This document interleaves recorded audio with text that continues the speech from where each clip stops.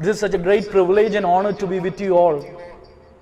നിങ്ങളോട് എല്ലാവരോടും ഒരുമിച്ചായിരിക്കുന്നത് വലിയ മാന്യതയും പദവിയുമായി ഞങ്ങൾ കണക്കാക്കുന്നു. And we had such a blessed time in God's presence, listening to the songs and the blessed testimony just before this message. ഈ സന്ദേശത്തിന് മുൻപായി ദൈവസാന്നിധ്യത്തിൽ അനുഗ്രഹിക്കപ്പെട്ട ഗാനങ്ങളെ പാടി ദൈവത്തെ സ്തുതിക്കുവാനും അനുഗ്രഹിക്കപ്പെട്ട സാക്ഷ്യം കേൾക്കുവാനും കർത്താവ് നമുക്ക് ഇടവരുത്തിയല്ലോ.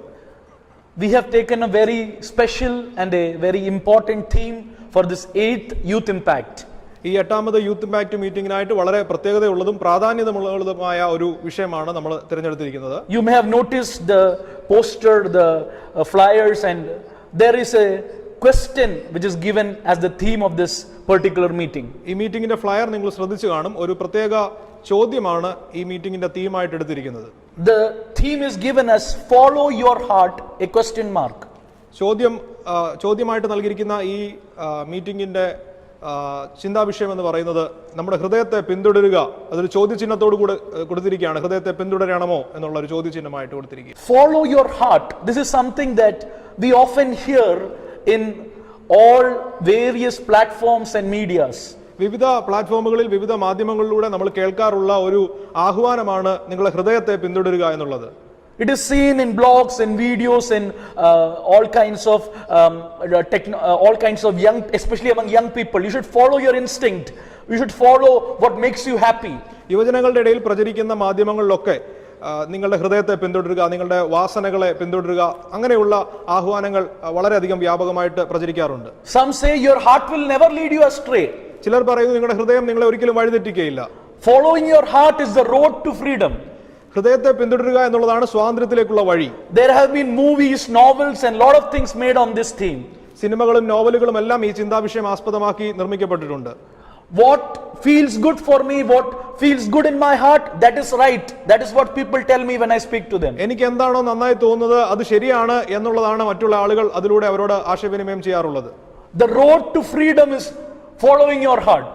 സ്വാതന്ത്ര്യത്തിലേക്കുള്ള വഴി എന്നുള്ളത് നിങ്ങളുടെ ഹൃദയത്തെ പിന്തുടരുക എന്നുള്ളതാണ്. But let me tell you in the outset itself, when we say freedom and when we say following the heart, we must understand what is actually freedom. സ്വാതന്ത്ര്യത്തെക്കുറിച്ചും ഹൃദയത്തെ പിന്തുടരുന്നതിനെക്കുറിച്ചും പറയുമ്പോൾ ആദ്യമേ തന്നെ ഞാൻ പറയട്ടെ, എന്താണ് യഥാർത്ഥത്തിൽ സ്വാതന്ത്ര്യം എന്ന് നമ്മൾ മനസ്സിലാക്കിയിരിക്കണം. Because we have a lot of wrong ideas that if I am able to do all that I want to do, I am free. എനിക്ക് ആഗ്രഹമുള്ളതെല്ലാം ചെയ്യാൻ എനിക്ക് കഴിയുമെങ്കിൽ എനിക്ക് സ്വാതന്ത്ര്യമുണ്ട് എന്നുള്ള ഒരു തെറ്റായ ധാരണ പലപ്പോഴും നമുക്കുണ്ട്. Actually, freedom has at least 3 components, maybe 4. സ്വാതന്ത്ര്യത്തിന് 3-4 ഘടകങ്ങൾ ഉള്ളതായിട്ട് നമുക്ക് മനസ്സിലാക്കാനായിട്ട് കഴിയും. Freedom means access. There must be access. Second, there must be ability. Third, there must be a desire. സ്വാതന്ത്ര്യം എന്ന് പറഞ്ഞാൽ ആദ്യം അതിനൊരു സാധ്യത ഉണ്ടാകണം, പിന്നീട് അതിനൊരു പ്രാപ്തി അല്ലെങ്കിൽ കഴിവുണ്ടാകണം, മാത്രമല്ല അതിനൊരു ആഗ്രഹം ഉണ്ടാകണം. For example, let me tell you an example before we move on in the theme. Let me tell you this example. Like you want to fly a fighter plane. ഉദാഹരണത്തിന് നിങ്ങൾ ഒരു വിമാനം പറത്തുവാൻ ആഗ്രഹിക്കുന്നു എന്ന് വിചാരിക്കുക. Like some young people, they want to be in the military to fly a plane. യുദ്ധവിമാനം പറത്തുവാൻ സൈന്യത്തിലായിരിക്കുവാനൊക്കെ ആഗ്രഹമുള്ള യൗവനക്കാരുണ്ടാകാം. But first, to do that, first you need access. ഒന്നാമതായി അതിന് ആവശ്യമായിരിക്കുന്നത് അതിനുള്ള സാധ്യതയാണ്. You must have the access, the way to approach and reach a fighter plane. ഒരു യുദ്ധവിമാനം പറത്തുന്നതിന്റെ സാധ്യതകളിലേക്ക് കടക്കുവാനുള്ള സാഹചര്യങ്ങൾ നമുക്കുണ്ടാകണം. Second, you need the ability. You need to be trained. രണ്ടാമതായി നമുക്കൊരു പരിശീലനം ആവശ്യമാണ്, അതിനുള്ള പ്രാപ്തി കൈവരിക്കേണ്ടത് ആവശ്യമാണ്. And more than that, we need the desire. If you don't have a desire, even if you have access, even if you have ability, if you have no desire, you won't be able to fly. അതിനുപരിയായി ഒരു വലിയ വാഞ്ച നമുക്ക് ആവശ്യമാണ്.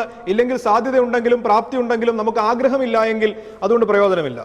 But the fourth thing is the very important thing when it comes to real freedom. യഥാർത്ഥ സ്വാതന്ത്ര്യത്തെക്കുറിച്ച് പറയുമ്പോൾ നാലാമത്തെ ഘടകം വളരെ പ്രധാനമാണ്.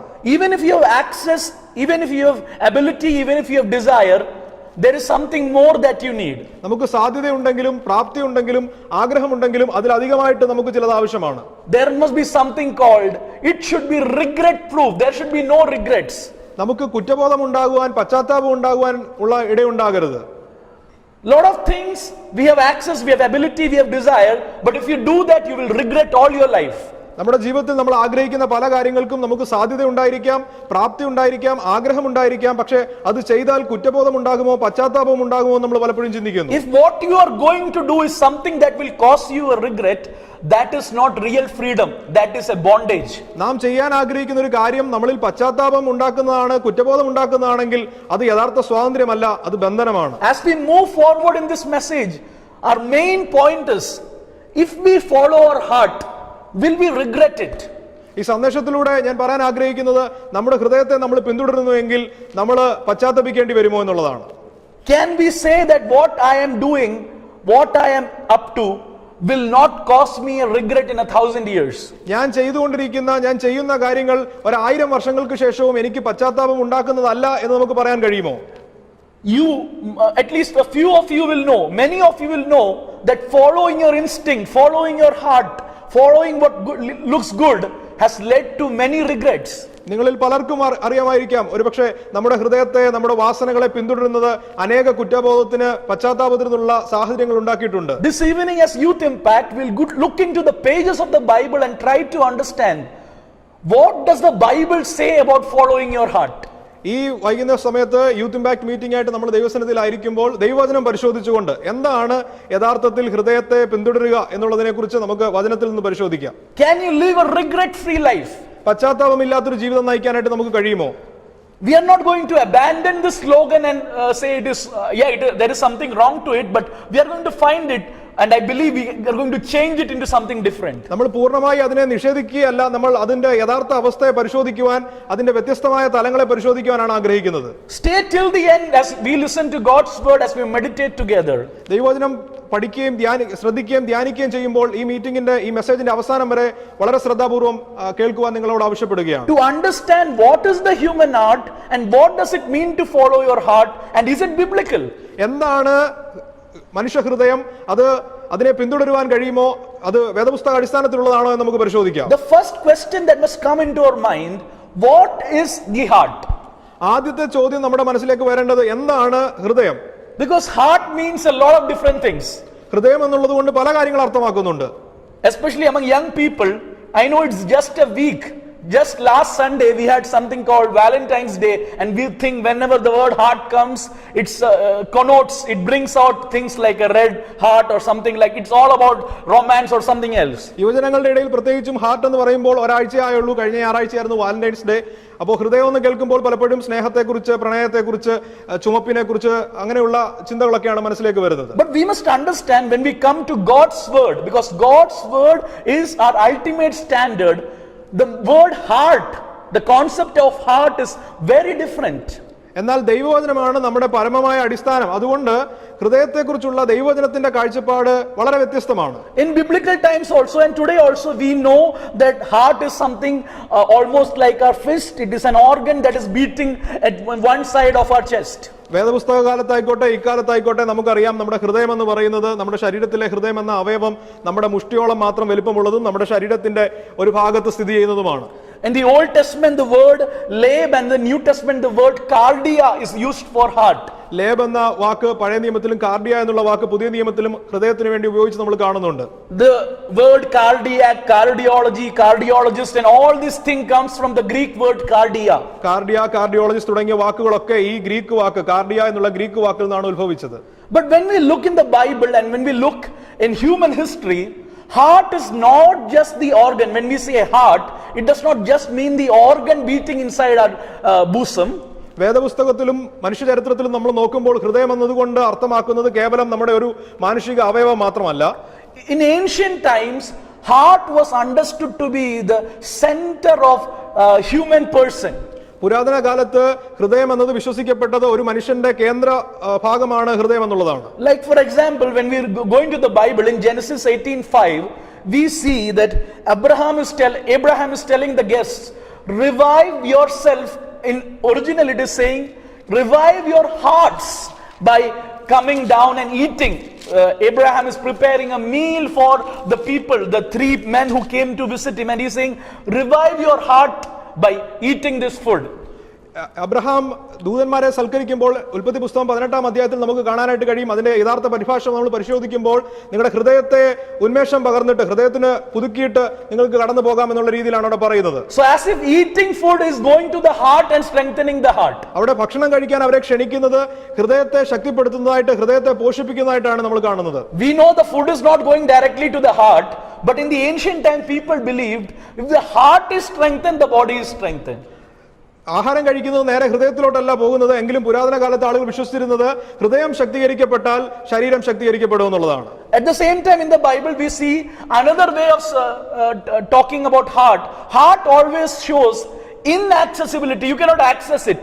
Jonah was in the heart of the sea because that is somewhere you cannot go and check. ബൈബിളിൽ മറ്റൊരർത്ഥത്തിൽ ഹൃദയത്തെക്കുറിച്ച് നമ്മൾ കാണുന്നത് നമുക്ക് എത്തിപ്പിടിക്കുവാൻ കഴിയാത്തൊരു ഇടം എന്നുള്ള നിലയിൽ കാണുന്നു. യോന സമുദ്രത്തിന്റെ അഗാധതയിലേക്ക് സമുദ്രത്തിന്റെ ഹൃദയത്തിലേക്ക് ഇറങ്ങിപ്പോയി എന്ന് നമ്മൾ കാണുന്നു. Normally in today's time we relate heart more with emotions.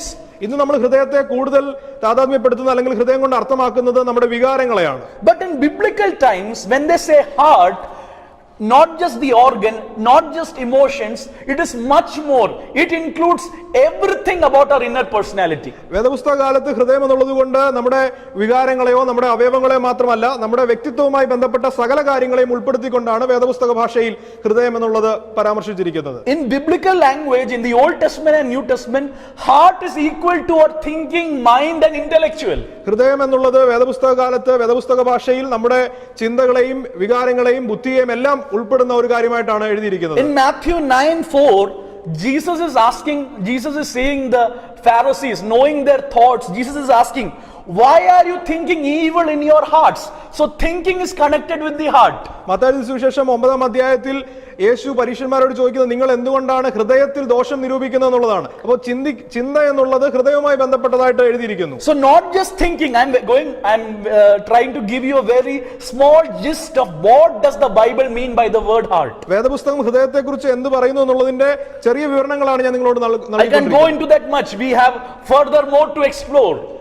മറ്റതേ കാര്യങ്ങൾ നമ്മൾ പരിശോധിക്കേണ്ടതായിട്ടുണ്ട്. അതുകൊണ്ട് ഇതിലേക്ക് ഞാൻ അധികമായി പോകുന്നില്ല. Not just thinking, heart is seen as a center of will and decision making.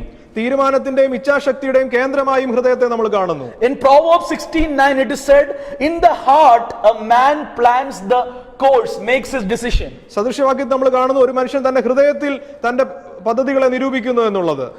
Evil heart devises wicked schemes. So it is all heart is taking the decision. ഹൃദയത്തിൽ ദുഷ്ട മനുഷ്യൻ തന്റെ ഹൃദയത്തിൽ ദോഷം നിരൂപിക്കും നമ്മൾ കാണുന്നു. കാരണം ചിന്തകളൊക്കെ തീരുമാനങ്ങളൊക്കെ ഹൃദയം കൊണ്ട് എടുക്കുന്നതായിട്ട് നമ്മൾ വേദപുസ്തകത്തിൽ വായിക്കുന്നു. And not just decision, conscience is also equated to heart. തീരുമാനങ്ങൾ മാത്രമല്ല മനസാക്ഷിയും ഹൃദയത്തോട് ചേർത്ത് വെച്ച് നമ്മൾ വായിക്കുന്നു. On the day of Pentecost, when Peter preached an anointed message, they were cut to their heart. Their conscience was inflicted by the word. Pentecost നാളിൽ പത്രോസ് പരിശുദ്ധാത്മാവിൽ സംസാരിച്ചപ്പോൾ അവരുടെ ഹൃദയത്തിൽ കുത്തുകൊണ്ടു. അവിടെ ഹൃദയം എന്നുള്ളത് മനസാക്ഷിയുമായി ബന്ധപ്പെടുത്തി നമ്മൾ വായിക്കുന്നു. In 1 John 3:20 we read, the heart may condemn us, but God is greater than our heart. So heart condemning us means heart is equal to conscience. അവിടെ 1 യോഹന്നാനിൽ നമ്മൾ വായിക്കുന്നു ഹൃദയം നമ്മളെ കുറ്റം വിധിക്കുന്നു എങ്കിൽ എന്ന് പറഞ്ഞ് നമ്മൾ കാണുന്നു. അവിടെ ഹൃദയം എന്നുള്ളത് മനസാക്ഷിയോട് ചേർത്ത് നമ്മൾ കാണുന്നു. What I am trying to tell, in short, heart means the entire inner personality or the center of human personality. ചുരുക്കത്തിൽ ഹൃദയം എന്നുള്ളത് കൊണ്ട് അർത്ഥമാക്കുന്നത് നമ്മുടെ ആന്തരിക മനുഷ്യനെ മുഴുവൻ മാത്രമല്ല മനുഷ്യന്റെ ആകമാനമുള്ള വ്യക്തിത്വത്തെ ആകമാനമുള്ള മാനുഷിക വ്യക്തിത്വത്തെ കുറിക്കുന്ന ഒന്നായിട്ട് ഹൃദയം എന്നുള്ള വാക്ക് വേദപുസ്തകത്തിൽ ഉപയോഗിച്ചിരിക്കുന്നു. Again, for Jesus says, where your treasure is, there your heart is. So heart is the center of all our desires. വീണ്ടും യേശുവിന്റെ വാക്കുകൾ നമ്മൾ കേൾക്കുന്നു, നിങ്ങളുടെ നിക്ഷേപമുള്ളിടത്ത് നിങ്ങളുടെ ഹൃദയം ഇരിക്കും. ഹൃദയം എന്നുള്ളത് എല്ലാ മോഹങ്ങളുടെയും എല്ലാ ആഗ്രഹങ്ങളുടെയും ഇരിപ്പിട സ്ഥാനമായിട്ട് നമ്മൾ കാണുന്നു. So heart is the seat of human personality. മാനുഷിക വ്യക്തിത്വത്തിന്റെ ഇരിപ്പിടമായി ഹൃദയത്തെ നമ്മൾ കാണുന്നു. Here one question will come into our mind. Do these biblical writers have a wrong understanding of heart? Don't they know what the heart is? നമുക്കൊരു പക്ഷേ ഇത് കേൾക്കുമ്പോൾ തോന്നാം വേദപുസ്തക എഴുത്തുകാർക്ക് ഹൃദയത്തെക്കുറിച്ച് തെറ്റായ ഒരു ധാരണയാണ് ഉണ്ടായിരുന്നത്. യഥാർത്ഥത്തിൽ ഹൃദയം എന്താണെന്ന് അവർക്ക് അറിയില്ലേ? Because we equate thinking with our mind, with our brain. കാരണം നമ്മൾ ചിന്തയെക്കുറിച്ച് സംസാരിക്കുന്നത് തലച്ചോറുമായി ബന്ധപ്പെട്ടാണ്. But in Bible it's always connected to the heart. എന്നാൽ വേദപുസ്തകത്തിൽ ചിന്തയെക്കുറിച്ച് പറയുന്നത് ഹൃദയവുമായി ബന്ധപ്പെടുകയാണ്. So we say biblical writers lived so long ago, so they didn't have proper science. ഒരുപക്ഷെ നമ്മൾ ചിന്തിക്കും വേദപുസ്തക എഴുത്തുകാർ ഒരുപാട് കാലം മുമ്പ് ജീവിച്ചിരുന്നുകൊണ്ട് ശാസ്ത്രീയമായ അറിവ് അവർക്കില്ലായിരുന്നു. But don't forget, even today we say in English, learning by heart. എന്നാൽ നമ്മൾ ഓർക്കുക, ഇന്ന് നമ്മൾ ഇംഗ്ലീഷിൽ നമ്മൾ പറയുന്നത് ലേണിംഗ് ബൈ ഹാർട്ട്, മനപ്പാഠം പഠിക്കുക എന്ന് പറയുന്നത് ബൈ ഹാർട്ട് എന്നാണ് പറയുന്നത്. But when you look at the Bible says heart has nothing to do, it is nothing to do with the real condition of heart, how much knowledge you acquire, but it is more about what you think, what you desire. എന്നാൽ നമ്മൾ എത്രമാത്രം ജ്ഞാനം പ്രാപിക്കുന്നു എന്നുള്ളതല്ല, എന്ത് നമ്മൾ ആഗ്രഹിക്കുന്നു, എന്ത് നമ്മൾ ചിന്തിക്കുന്നു എന്നുള്ളതാണ് ഹൃദയവുമായി ബന്ധപ്പെട്ട് വളരെ പ്രധാനപ്പെട്ട കാര്യം. But here we must understand, when we understand what is the heart, it is the center of human personality. It is the source of the everything that is inside a person. But here we must understand that there is a big problem in the human heart. എന്നാൽ ഹൃദയത്തെക്കുറിച്ച് നമ്മളിങ്ങനെ ചിന്തകളുടെ ഇരിപ്പിട സ്ഥാനമാണ്, മനുഷ്യ വ്യക്തിത്വത്തിന്റെ ഇരിപ്പിട സ്ഥാനമാണെന്നൊക്കെ ചിന്തിക്കുമ്പോൾ തന്നെ നമുക്ക് മനസ്സിലാക്കേണ്ട കാര്യം, ഹൃദയവുമായി ബന്ധപ്പെട്ട ഒരു വലിയ പ്രശ്നമുണ്ട്. Human heart has a very big problem. The problem of the human heart is the heart of the problem. മാനുഷിക ഹൃദയം എന്നുള്ളത് വലിയൊരു പ്രശ്നം ഉള്ള ഒരു കാര്യമാണ്. അതിന്റെ പ്രശ്നം എന്ന് പറയുന്നത് അത് ഹൃദയത്തിന്റെ ഒരു പ്രശ്നമാണ്. Let me ask you to open the Gospel of Mark. If you have a Bible, just take the Bible and open the Gospel of Mark, chapter 7. And we are going to look at a very important verse that is from the mouth of Jesus. What does Jesus say about the heart? It does not matter what scientists say, what philosophers say, what world says. Ultimately the question is, what does Jesus say about the heart? That matters. ശാസ്ത്രമോ തത്വചിന്തകരോ ലോകമോ ഹൃദയത്തെക്കുറിച്ച് എന്ത് പറയുന്നു എന്നുള്ളത് വിഷയമല്ല.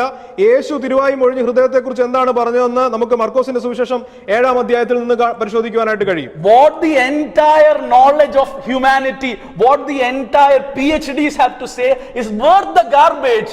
Only what matters is, what does Jesus say about the heart? സകല മാനുഷിക ജ്ഞാനവും സകല മാനുഷിക ഗവേഷണങ്ങളും എന്ത് ഹൃദയത്തെക്കുറിച്ച് പറയുന്നു എന്നുള്ളത് ചവർണ്ണ തുല്യമാണ്. യേശു പറയുന്നത് മാത്രമാണ് വിലയേറിയതായുള്ള കാര്യം. Look with me to Mark's Gospel chapter 7 verse 20, 21 and 22. Let me read that to you. മർക്കോസിന്റെ സുവിശേഷം 7-ാം അധ്യായം 20 മുതൽ 20, 21, 22 വാക്യങ്ങൾ ഞാൻ നിങ്ങൾക്ക് വേണ്ടി വായിക്കട്ടെ. And Jesus is saying, that which proceeds out of the man, that is what defiles a man. For from within, out of the heart of men proceed evil thoughts, fornications, thefts, murders, adulteries, deeds of coveting, wickedness, deceit, sensuality, envy, slander, pride and foolishness. All these evil things proceed from within and defile the man. ഇവിടെ യേശു പറയുകയാണ്, മനുഷ്യനിൽ നിന്ന് പുറപ്പെടുന്നത് അത്രേ മനുഷ്യനെ അശുദ്ധനാക്കുന്നത് അകത്തു നിന്ന്, മനുഷ്യരുടെ ഹൃദയത്തിൽ നിന്ന് തന്നെ ദുശ്ചിന്ത, വ്യഭിചാരം, പരസംഗം, കുലപാതകം, മോഷണം, അത്യാഗ്രഹം, ദുഷ്ടത, ചതി, ദുഷ്കർമ്മം, വിടക്കുകണ്ണ്, ദൂഷണം, അഹങ്കാരം, മൂഢത എന്നിവ പുറപ്പെടുന്നു. ഈ ദോഷങ്ങളെല്ലാം അകത്തുനിന്ന് പുറപ്പെട്ട് മനുഷ്യനെ അശുദ്ധമാക്കുന്നു എന്നും അവൻ പറഞ്ഞു. Let me just briefly tell you, young people, you are listening to me, let me just briefly tell you the context in which Jesus is saying this. ഞാൻ വളരെ ചുരുക്കമായി അതിന്റെ പശ്ചാത്തലം നിങ്ങളോടൊന്ന് പറയട്ടെ. So this is happening in the public ministry of Jesus. യേശുവിന്റെ പരസ്യ ശുശ്രൂഷയിലാണ് ഈ കാര്യങ്ങളെ യേശു സംസാരിക്കുന്നത്. When reading chapter 7, the first few verses, we see the Pharisees are having a problem with Jesus' disciples who are eating food without, what do you say in our modern language, without sanitizing their hands. 7-ാം അധ്യായത്തിന്റെ ആദ്യ വാക്യങ്ങൾ നമ്മൾ പരിശോധിക്കുമ്പോൾ ശുദ്ധിയില്ലാത്ത, കഴുകാത്ത, നമ്മുടെ ഇപ്പോഴത്തെ സാഹചര്യത്തിൽ പറഞ്ഞാൽ sanitise ചെയ്യാതെ കൈകൊണ്ട് അവർ ആഹാരം കഴിക്കുന്നതായിട്ട് ഉള്ളൊരു പ്രശ്നം പരീക്ഷന്മാർക്കും ശാസ്ത്രിമാർക്കും യേശുവിന്റെ ശിഷ്യന്മാരുടെ നേരെ ഉണ്ടായി. You can read that in Mark 7, 3, 4 and 5. We are not going there, but they had a problem because there was a lot of purity laws for the Jews. You have to wash your hands, you have to do this, you have to wash the plates, the pitchers and everything. There were a lot of hygienic laws given in Leviticus. യഹൂദന്മാർക്ക് വളരെ ശുദ്ധീകരണ നിയമങ്ങൾ, പാത്രങ്ങളുമായി ബന്ധപ്പെട്ട്, കൈകളുമായി ബന്ധപ്പെട്ടൊക്കെ പല ശുദ്ധീകരണ നിയമങ്ങളും ഉണ്ടായിരുന്നു. നമ്മൾ ലേവ്യ പുസ്തകത്തിൽ അത് പലതും വായിക്കുന്നുണ്ട്. Actually, if you don't know, let me just tell you in passing that all this quarantine and isolation, this was not invented by WHO. It is actually implementing the hygienic laws given in Leviticus. ഇന്ന് നമ്മൾ വളരെ സുപരിചിതമായിരിക്കുന്ന ക്വാറന്റൈനും അതുപോലെ ഐസൊലേഷനും അങ്ങനെയുള്ള കാര്യങ്ങളൊക്കെ, കോവിഡുമായി ബന്ധപ്പെട്ട് നമ്മൾ ഒറ്റപ്പെട്ടായിരിക്കുന്ന അവസ്ഥകളൊക്കെ, അത് WHO കണ്ടുപിടിച്ച ഒരു കാര്യമല്ല, ലേവ്യ പുസ്തകത്തിൽ തന്നെ എഴുതിയിട്ടുള്ള കാര്യങ്ങളാണ്. And here Jesus is being confronted by these Pharisees, these law keepers, and they are telling Jesus, why your disciples are not sanitizing their hands, washing their hands. ഇവിടെ യേശുവും ശാസ്ത്രിമാരും പരീക്ഷന്മാരുമായ ഒരു സംഘർഷം ഉണ്ടാകുകയാണ്. ഇവർ യേശുവിനോട് ചോദിക്കുകയാണ്, എന്തുകൊണ്ടാണ് നിന്റെ ശിഷ്യന്മാർ കഴുകാത്ത കൈകൊണ്ട് ഭക്ഷണം കഴിക്കുന്നത്? Jesus believes in hygiene. Jesus is not against having pure hands or washing hands. യേശു ശുദ്ധീകരണത്തിനെതിരല്ല, കഴുകാത്ത കൈകൊണ്ട് ആഹാരം കഴിക്കണമെന്ന് യേശു ഉദ്ദേശിക്കുന്നില്ല. But Jesus is saying something revolutionary. Jesus is saying it is not whether your hands are sanitized, your hearts are infected with a virus that is beyond human cure. എന്നാൽ യേശു ഇവിടെ അവരോട് പറയുകയാണ്, നിങ്ങളുടെ കൈകൾ കഴുകുക എന്നുള്ളതിന് അപ്പുറത്ത് നിങ്ങളുടെ ഹൃദയത്തിനെ കഴുകുവാൻ, ഹൃദയത്തിനെ മനുഷ്യനാൽ പരിഹരിക്കുവാൻ കഴിയാത്ത തരത്തിലുള്ള വൈറസ് ബാധിച്ചിരിക്കുന്ന നിങ്ങളുടെ ഹൃദയത്തെ ശുദ്ധമാക്കുക എന്നുള്ളതാണ് വളരെ പ്രസക്തമായ കാര്യമെന്നുള്ള ഒരു വിപ്ലവകരമായ വസ്തുത യേശു ഇവിടെ പറയുകയാണ്. You are outwardly healthy, but inwardly you have a virus, you have a impurity that will defile your whole personality. നിങ്ങൾ പുറമേ ആരോഗ്യമുള്ളവരായി കാണപ്പെടുന്നു, എന്നാൽ നിങ്ങളുടെ അകത്ത് ബാധിച്ചിരിക്കുന്ന അശുദ്ധി നിങ്ങളുടെ മുഴുവൻ വ്യക്തിത്വത്തെയും മലിനമാക്കുന്നതാണ്. Let me tell you, young people who are listening to me, എന്നെ കേൾക്കുന്ന യൗവനക്കാരോട് ഞാൻ പറയട്ടെ, we have lot of good rules, regulations, outward behavior codes.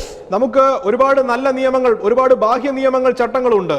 From a young age we are taught how to be civilized, how to behave well, how to keep a good image. വളരെ നന്നായി പെരുമാറേണ്ടത് എങ്ങനെയാണ്, വളരെ സംസ്കാരത്തോട് ഇടപെടേണ്ടത് എങ്ങനെയാണ്, നല്ലൊരു പ്രതിച്ഛായ കാത്തു സൂക്ഷിക്കേണ്ടത് എങ്ങനെയാണെന്ന് ചെറിയ പ്രായം തൊട്ട് നമ്മൾ പഠിച്ചു കേൾക്കുകയാണ്. For example, you tell a little child when he grows up, the parents tell you, when you go to the other house, if you are hungry, don't tell. But if you are here when you are hungry, you must tell. നമുക്കറിയാം, ചെറിയ കുട്ടികളോട് മാതാപിതാക്കൾ പറഞ്ഞു കൊടുക്കും, മറ്റൊരു വീട്ടിലായിരിക്കുമ്പോൾ നിനക്ക് വിശക്കുന്നെങ്കിൽ നീ അവിടെ വെച്ച് എനിക്ക് വിശക്കുന്നു എന്ന് പറയരുത്, പക്ഷെ വീട്ടിലാണെങ്കിൽ നിനക്ക് എപ്പോ വിശക്കുന്നെങ്കിലും എനിക്ക് വിശക്കുന്നു എന്ന് നിനക്ക് പറയാം. So from that young age we are trained to have a good image. കാരണം ചെറിയ പ്രായത്തിൽ തൊട്ട് തന്നെ ഒരു നല്ല പ്രതിച്ഛായ സൃഷ്ടിക്കുന്നതിനായിട്ട് നമ്മൾ പരിശീലിക്കപ്പെടുകയാണ്. And we are trained to keep from all the bad elements in society. സമൂഹത്തിലെ എല്ലാ ദോഷകരമായ ഘടകങ്ങളിൽ നിന്നും ഒഴിഞ്ഞിരിക്കുവാൻ തക്കവണ്ണം നമ്മൾ ചെറിയ പ്രായത്തിൽ തന്നെ പരിശീലിക്കപ്പെടുകയാണ്. And if anything goes wrong, if anything happens wrong, any bad behavior comes, we blame people, we blame situation. എന്നാൽ തെറ്റായ പെരുമാറ്റങ്ങളോ രീതികളോ നമ്മൾ വന്നു കഴിഞ്ഞാൽ നമ്മൾ സമൂഹത്തെയും മറ്റു ആൾക്കാരെയും പഴി പറയാറുണ്ട്. If I become angry, I somehow become angry, I have an excuse, ready excuse. എനിക്ക് കോപം വരികയാണെങ്കിൽ എനിക്കൊരു ഉപാധി പറയുവാനായിട്ട് ഓൾറെഡി ഞാൻ എന്റെ മനസ്സിലുണ്ടായിരിക്കും. If I'm angry, I will say he provoked me. എനിക്ക് കോപം വരികയാണെങ്കിൽ ഞാൻ പറയും, അവൻ എന്നെ പ്രകോപിപ്പിച്ചത് കൊണ്ടാണ് ഞാൻ കോപിച്ചത്. But Jesus is saying it is not something that is wrong in your situation. There is no impurity that defiles you which is in your surroundings. The real defilement, the real virus is within you. യേശു ഇവിടെ പറയുകയാണ്, നിന്റെ സാഹചര്യങ്ങളോ നീ ആയിരിക്കുന്ന സമൂഹത്തിലെ അശുദ്ധിയോ അല്ല നിന്നെ മലിനമാക്കുന്നത്, നിന്റെ ഹൃദയത്തിനകത്തെ അശുദ്ധിയാണ് നിന്നെ മലിനമാക്കുന്നത്. So here we are learning a new thing. Heart is not only the center of personality, it is the source and fountain of sin. ഇവിടെ നമ്മളൊരു പുതിയ കാര്യം പഠിക്കുകയാണ്. ഹൃദയം എന്നുള്ളത് വ്യക്തിത്വത്തിന്റെ ഉറവിടമായിട്ട് അല്ലെങ്കിൽ വ്യക്തിത്വത്തിന്റെ കേന്ദ്രഭാഗമായിട്ട് മാത്രമല്ല നമ്മൾ കാണുന്നത്, ഹൃദയം എന്നുള്ളത് പാപത്തിന്റെ ഉറവിടമായിട്ട് നമ്മൾ കാണുന്നു. Don't forget the first question we had. Is following your heart a regret proof thing? നമ്മൾ ആദ്യം ചിന്തിച്ച ചോദ്യം നമ്മൾ മറന്നു പോകരുത്. ഹൃദയത്തെ പിന്തുടരുക എന്നുള്ളത് പശ്ചാത്താപം ഉളവാക്കാത്ത ഒരു കാര്യമാണോ? When do we regret something? എപ്പോഴാണ് നമുക്ക് ഒരു കാര്യത്തിൽ പശ്ചാത്താപം ഉണ്ടാകുന്നത്? We regret when trust is lost. വിശ്വാസം നഷ്ടപ്പെടുമ്പോഴാണ് പലപ്പോഴും നമുക്ക് പശ്ചാത്താപം ഉണ്ടാകുന്നത്. When people deceive us, we are filled with regret. I should not have told my secret to that person. He shared or she shared it in the WhatsApp group. ആളുകൾ നമ്മളെ ചതിക്കുമ്പോഴാണ് നമുക്ക് വിശ്വാസം നഷ്ടപ്പെടുന്നത്. ഒരാളോട് നമ്മൾ പറഞ്ഞ രഹസ്യം അയാൾ മറ്റുള്ളവരോട് പറഞ്ഞു, അല്ലെങ്കിൽ വാട്സ്ആപ്പ് ഗ്രൂപ്പിൽ ഷെയർ ചെയ്തു എന്ന് കേൾക്കുമ്പോൾ. So regret is something that will affect us. Why I am telling regret right here? Because we try to find the problem in our situation. We try to find these people are wrong, they are wrong, he is wrong, she is wrong, and we are trying to keep away from all the bad things. Jesus is saying the wrong is not in your situation, the problem is not in other people, the problem is in you, the defilement is in you. പലപ്പോഴും നമ്മൾ നല്ല വ്യക്തിത്വം ഉണ്ടാകുവാൻ വേണ്ടി തെറ്റായ സാഹചര്യങ്ങൾ, തെറ്റായ വ്യക്തികൾ, അവരെ പഴി പറഞ്ഞുകൊണ്ട് അവരെല്ലാം അകറ്റി നിർത്തുവാൻ ശ്രമിക്കുമ്പോൾ യേശു ഇവിടെ പറയുകയാണ്, അശുദ്ധി വരുത്തുന്ന വസ്തുതകൾ നിന്റെ ഉള്ളിലാണ്, നിന്റെ ഹൃദയത്തിലാണ്. I told you, when others cheat us, others deceive us, we are so angry, we feel so much regret. മറ്റുള്ളവർ നമ്മളെ ചതിക്കുമ്പോൾ നമുക്ക് വലിയ കോപം ഉണ്ടാകുന്നു, നമുക്ക് വലിയ പശ്ചാത്താപം ഉണ്ടാകുന്നു. But let me tell you, what Jesus is saying here is actually connected to Jeremiah 17:9, where we see the real condition of the human heart. The prophet Jeremiah is saying what the human heart is actually capable of. ഇവിടെ യേശു പറയുന്ന കാര്യങ്ങൾ യിരെമ്യാവ് 17:3 കാണുന്ന കാര്യങ്ങളുമായിട്ട് സമാനമായ കാര്യമാണ്. In Jeremiah 17:9, the prophet says the heart is deceitful above everything. യിരെമ്യാവ് 17:9 പ്രവാചകൻ പറയുന്നു, ഹൃദയം എല്ലാറ്റിനേക്കാളും കപടവും വിഷമവും ഉള്ളത്. The heart can deceive. ഹൃദയത്തിന് നമ്മളെ വഞ്ചിക്കുവാനായിട്ട് കഴിയും. Not other people are deceiving us. മറ്റുള്ളവരല്ല നമ്മളെ ചതിക്കുന്നത്. Our heart itself can deceive. നമ്മുടെ ഹൃദയത്തിന് തന്നെ നമ്മളെ ചതിക്കാനായിട്ട് കഴിയും. When I came to Kerala in 2013, there was many things new that I learned. 2013 ഞാൻ കേരളത്തിലേക്ക് വന്നപ്പോൾ ഞാൻ പല പുതിയ കാര്യങ്ങൾ പഠിച്ചു. Because I lived in North India, so I didn't know many things, the language, the way people speak here. ഞാൻ north ഇന്ത്യയിൽ വടക്കേ ഇന്ത്യയിൽ ആയിരുന്നത് കൊണ്ട് കേരളത്തിൽ ആളുകൾ സംസാരിക്കുന്ന ഭാഷയും മറ്റു പല കാര്യങ്ങളും എനിക്ക് അറിയില്ലായിരുന്നു. So when people speak, I heard, like in young people were speaking, they sing avan enne techu tep, like that words I was hearing. യുവജനങ്ങളുടെ സംസാരം കേൾക്കുമ്പോൾ അവൻ എന്നെ തേച്ചു എന്നുള്ള തേപ്പ് എന്നുള്ള വാക്കുകളൊക്കെ ഞാൻ So കേൾക്കാനിടയായി. starting I thought it was something to do with ironing. ഞാൻ ആദ്യം വിചാരിച്ചു തുണി തേക്കുന്നതിനെ കുറിച്ചാണ് ഇവർ സംസാരിക്കുന്നത്. Then I understood it is cheating someone, deceiving someone. എന്നാൽ പിന്നീട് എനിക്ക് മനസ്സിലായി അത് ചതിക്കുന്നതിനെ കുറിച്ച് വഞ്ചിക്കുന്നതിനെ കുറിച്ചാണ് ഈ വാക്ക് അവർ ഉപയോഗിക്കുന്നത്. What I am trying to tell you, no one in the world can deceive you more than your heart. ഞാൻ നിങ്ങളോട് പറയാൻ ആഗ്രഹിക്കുന്നത് നമ്മുടെ ഹൃദയത്തെക്കാൾ നമ്മളെ വഞ്ചിക്കുവാനായിട്ട് മറ്റ് ലോകത്തിൽ യാതൊന്നിനും കഴിയുകയില്ല എന്നുള്ളതാണ്. Because Jeremiah is clearly saying, come with me to Jeremiah 17:9 and 10. We'll just look at that verse to understand the real condition of the human heart. നിങ്ങൾ എല്ലാവരും വേദപുസ്തകത്തിൽ യിരെമ്യാ പ്രവാചകന്റെ പുസ്തകം 17-ാം അധ്യായം 9-ാം വാക്യം പരിശോധിക്കുക. ഹൃദയത്തിന്റെ യഥാർത്ഥ അവസ്ഥ അവിടെ പ്രവാചകൻ ഇങ്ങനെ പറയുന്നു, ഹൃദയം എല്ലാറ്റിനേക്കാളും കപടവും വിഷമവും ഉള്ളത്. The heart is deceitful above all things and beyond cure. Who can understand it? ഹൃദയം എല്ലാറ്റിനേക്കാളും കപടവും വിഷമവും ഉള്ളത്, അത് ആരാഞ്ഞറിയുന്നവനാർ? It is the Lord who searches the heart and examines the mind to reward each person according to their conduct and according to the deeds they deserve. യഹോവയായ ഞാൻ ഹൃദയത്തെ ശോധന ചെയ്ത് അന്തരങ്ങളെ പരീക്ഷിച്ച് ഓരോരുത്തരും അവനവന്റെ നടപ്പിനും പ്രവൃത്തിയുടെ ഫലത്തിനും തക്കവണ്ണം കൊടുക്കുന്നു. To understand how depraved, how deceitful our heart is, we just need to look at these two verses. നമ്മുടെ ഹൃദയം എത്രമാത്രം അധപ്പതിച്ചതും എത്രമാത്രം വഞ്ചന നിറഞ്ഞതുമാണ് എന്ന് മനസ്സിലാക്കണമെങ്കിൽ ഈ രണ്ട് വാക്യങ്ങൾ നമ്മൾ പരിശോധിക്കേണ്ടതാണ്. Don't forget our theme. We are trying to understand what the question, like what follow your heart means, and does it really make sense biblically? നമ്മൾ ഇവിടെ പരിശോധിക്കാൻ ആഗ്രഹിക്കുന്നത് നമ്മുടെ ചിന്താവിഷയം മറന്നു പോകരുത്. നമ്മൾ ഹൃദയത്തെ പിന്തുടരണമോ എന്നുള്ളത് അത് വേദപുസ്തക അടിസ്ഥാനത്തിലാണോ എന്നുള്ളതുമാണ് നമ്മൾ ഇവിടെ പരിശോധിച്ചുകൊണ്ടിരിക്കുന്നത്. In these verses I can find at least 5 things that show how depraved our hearts is. ഈ വാക്യത്തിൽ 5 കാര്യമെങ്കിലും നമ്മുടെ ഹൃദയം എത്രമാത്രം അധംപതിച്ചതാണ്, പരിതാപകരമായ അവസ്ഥയിലാണ് എന്നുള്ളതിന് എനിക്ക് പറയാനായിട്ട് കഴിയും. I am not going to explain each of them. ഓരോന്നും ഞാൻ വിശദീകരിക്കുകയല്ല. But let me just put it before you for your meditation. We must look carefully to this verse, because the real condition of the human heart is so desperately dangerous. നമ്മൾ വളരെ ശ്രദ്ധയോടെ ഈ കാര്യങ്ങൾ പരിശോധിക്കേണ്ടത് ആവശ്യമാണ്. കാരണം വളരെ പരിതാപകരമായ, വളരെ അപകടകരമായ അവസ്ഥയിലാണ് മനുഷ്യ ഹൃദയത്തിന്റെ യഥാർത്ഥ അവസ്ഥ. First, Jeremiah says the heart is most deceitful. It is so deceiving. ഒന്നാമതായി യിരെമ്യാവ് പറയുന്നു നമ്മുടെ ഹൃദയം വളരെ കാപട്യമുള്ളതാണ്. In deceitful, it can be at least in 2 senses. It deceives others and ultimately it deceives ourselves.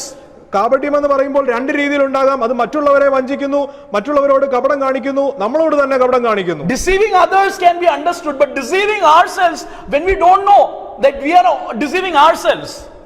മറ്റുള്ളവരെ വഞ്ചിക്കുക എന്ന് പറഞ്ഞാൽ എന്താണ് നമുക്ക് മനസ്സിലാക്കാനായിട്ട് കഴിയും. പക്ഷെ നമ്മളെ തന്നെ വഞ്ചിക്കുക എന്നുള്ളത് പലപ്പോഴും നമ്മൾ തിരിച്ചറിയുകയില്ല. Like I told you earlier, we put on a face. We are trained to be hypocrites. നമ്മൾ വളരെ പരിശീലിപ്പിക്കപ്പെടുന്നത് ഒരു ഇമേജ്, ഒരു പ്രതിച്ഛായ ഉണ്ടാക്കിയെടുക്കുവാൻ, ഒരു പക്ഷേ കപടഭക്തിക്കാരായി തന്നെ മാറുവാൻ നമ്മൾ പരിശീലിക്കപ്പെടുകയാണ്. Like Brother Tom's told us before, we know all these rituals, all these things, what we have to do when we come to church, how we have to sit, what are all the different programs. We are tuned and trained and we adapt that. Outwardly we are so perfect. Brother Toms നമ്മളെ സാക്ഷ്യത്തിൽ നമ്മളോട് പറഞ്ഞതുപോലെ നമ്മൾ സഭയിൽ വരുമ്പോൾ എങ്ങനെ പെരുമാറണം, എന്തൊക്കെയാണ് സഭയിലെ ആചാരങ്ങൾ, രീതികൾ, പ്രോഗ്രാമുകൾ, ഇതെല്ലാം പരിശീലിക്കപ്പെട്ട് എങ്ങനെ നല്ലൊരു പ്രതിച്ഛായയോടുകൂടി ഇതെല്ലാം നല്ല തികവോടുകൂടി ചെയ്യാമെന്ന് നമ്മൾ പുറമെ ഇതെല്ലാം നല്ല തികവോടുകൂടി ചെയ്യുവാൻ നമ്മൾ പരിശീലിക്കപ്പെടുകയാണ്. And like an actor, when you do your part, you are satisfied. I went there, I sang songs, I clapped my hands, I raised my hands, I told hallelujah when the message was going on, so I am doing everything fine. നടന്മാരെ പോലെ നമ്മൾ ആത്മവിശ്വാസം കൊള്ളുകയാണ്, ഞാൻ അവിടെ പോയി എല്ലാം നന്നായി ചെയ്തു, ഞാൻ നന്നായി കൈയടിച്ചു, പാട്ടുപാടി, എല്ലാ കാര്യങ്ങളും ഞാൻ നന്നായി ചെയ്തു. And many of the young people, they know to act before their parents. അനേക യൗവനക്കാർക്കും അവരുടെ മാതാപിതാക്കളുടെ മുമ്പിൽ നല്ലതായിട്ട് അഭിനയിക്കാൻ അറിയാം. Because I've seen a lot of parents having such a high opinion about their children. ഞാൻ കണ്ടിട്ടുണ്ട് പല മാതാപിതാക്കൾക്കും അവരുടെ മക്കളെ കുറിച്ച് വളരെ നല്ല അഭിപ്രായമാണ്. But many times it is just they know how to play their part in their home and show that they are the best son or their daughter their parents can have. എന്നാൽ പലപ്പോഴും സത്യാവസ്ഥ എന്നാൽ അവരെങ്ങനെ ഒരു നല്ല മകനായിട്ട് നല്ല മകളായിട്ട് മാതാപിതാക്കളുടെ മുമ്പിൽ അവതരിപ്പിക്കാം എന്നുള്ള കാര്യത്തിൽ അവർ വളരെ വൈദഗ്ധ്യമുള്ളവരാണ്. But inwardly all kinds of, like Jesus says, all the wickedness in the heart is taking control, and he is controlled by this nature. എന്നാൽ അവരുടെ ഹൃദയത്തിലുള്ള എല്ലാ വിധമുള്ള ദുഷ്ടത അവരിലുണ്ട്. ആ ദുഷ്ടതയാണ് അവരെ നയിക്കുന്നത്, അവരെ നിയന്ത്രിക്കുന്നത്. How did this come to be? ഇത് എങ്ങനെ സംഭവിക്കുന്നു? We know since our first parents got disconnected from God, man has fallen into a pit from which he cannot rescue himself. നമുക്കറിയാം, ആദി മാതാപിതാക്കൾ പാപത്തിൽ വീണപ്പോൾ മുതൽ തന്നെ താൻ രക്ഷിക്കുവാൻ കഴിയാത്ത ഒരു അഗാധമായ ഗർത്തത്തിലേക്ക് മനുഷ്യജാതി നിലംപതിക്കുകയാണ്. We must have been brought up in the most godly family in our church. ഒരുപക്ഷെ സഭയിലെ വളരെ ഭക്തിയുള്ള കുടുംബങ്ങളിലൊക്കെയാണ് നമ്മൾ വളർന്നത്. But no matter in which family you are born, no matter how much good upbringing you are, you and me, we are born with a deceitful heart. ഏത് കുടുംബത്തിൽ എത്ര നല്ല പരിശീലനത്തോടുകൂടെ വളർന്നവരാണ് നമ്മളെങ്കിലും നമ്മൾ ജനിച്ചത് തന്നെ വഞ്ചന നിറഞ്ഞ കപടം നിറഞ്ഞ ഒരു ഹൃദയത്തോടു കൂടിയാണ്. This heart is a heart which does not love God, it hates God. ഈ ഹൃദയത്തിന്റെ തനത് സ്വഭാവം എന്ന് പറയുന്നത് ഈ ഹൃദയം ദൈവത്തെ സ്നേഹിക്കുന്ന ഹൃദയമല്ല, ദൈവത്തെ വെറുക്കുന്ന ഹൃദയമാണ്. It is rebelling against God. അത് ദൈവത്തിനെതിരായി മത്സരിക്കുന്ന ഹൃദയമാണ്. We are not victims of sin, we are culprits. നാം പാപത്തിന്റെ ഇരകളല്ല, നാം കുറ്റവാളികളാണ്. Someone has taught us that you are a victim, you want to come out but you are not coming out. No, you don't want to come out, you want to live in your sin. Your wicked heart does not want to do anything with God. പലപ്പോഴും നമ്മൾ കേൾക്കാറുണ്ട്, നിനക്ക് അങ്ങനെ സംഭവിച്ചു പോയത്, നിനക്ക് പുറത്തു വരാൻ ആഗ്രഹമുണ്ടെങ്കിലും കഴിയുന്നില്ല. അങ്ങനെ അല്ല കാര്യം, നമുക്ക് പുറത്തു വരാൻ ആഗ്രഹമില്ല, നമ്മുടെ ഹൃദയം നമ്മളെ തന്നെ വഞ്ചിക്കുകയാണ്, നാം ദൈവത്തിനെതിരായി മത്സരിച്ചുകൊണ്ട് പാപത്തിൽ തന്നെ തുടരുവാൻ ഇഷ്ടപ്പെടുകയാണ്. We may cry, we may ask forgiveness, then again we don't want to really come out from sin and come under the control of the Lord Jesus. നാം കരയുകയും പാപം ഉപേക്ഷിക്കുകയൊക്കെ ചെയ്യുന്നു, പക്ഷേ നാം പാപത്തിന്റെ നിയന്ത്രണത്തിൽ നിന്ന് പൂർണ്ണമായി പുറത്തു വന്ന് യേശുക്രിസ്തുവിന്റെ നിയന്ത്രണത്തിലേക്ക് വരുവാൻ ആഗ്രഹിക്കുന്നില്ല. This is self deception. You think you want freedom, but actually you don't want anything to do with God. സ്വയമായി നമ്മളെ ചതിക്കുന്ന അവസ്ഥയാണ്. നമ്മൾ സ്വാതന്ത്ര്യം ആഗ്രഹിക്കുന്നു എന്ന് നമ്മൾ ചിന്തിക്കുന്നു, എന്നാൽ ദൈവവുമായുള്ള ബന്ധത്തിൽ ഒരു നല്ല ചുവടെടുക്കുവാൻ നമ്മൾ തയ്യാറാകുന്നില്ല. Because we are cutting all the bad fruits. When a new bad fruit comes, we will cut that. Another anger comes, lust comes, we try to cut that fruit away. നമ്മളിൽ ഉണ്ടാകുന്ന ദോഷകരമായ ഫലങ്ങളെ പറിച്ചെടുത്ത് കളയുവാൻ മാത്രമാണ് പലപ്പോഴും നമ്മൾ ശ്രദ്ധിക്കുന്നത്. But John the Baptist says the axe is laid at the root of the tree. എന്നാൽ യോഹന്നാൻ സ്നാപകൻ വിളിച്ചു പറയുന്നത് വൃക്ഷത്തിന്റെ ചുവട്ടിനെ കോടാലി വെച്ചിരിക്കുന്നു There is എന്നുള്ളതാണ്. something that needs to be at the root of the personality. There needs something to happen with my heart. നമ്മുടെ ഹൃദയത്തിൽ, നമ്മുടെ വ്യക്തിത്വത്തിന്റെ ഉറവിടമായ വ്യക്തിത്വത്തിന്റെ വേരോടുന്ന നമ്മുടെ ഹൃദയത്തിൽ ഒരു വ്യക്തമായ മാറ്റം ഉണ്ടാകേണ്ടത് ആവശ്യമാണ്. See Jeremiah 17:9, look at that carefully. Not only that the heart is deceitful above everything, it is beyond cure. No one can cure it.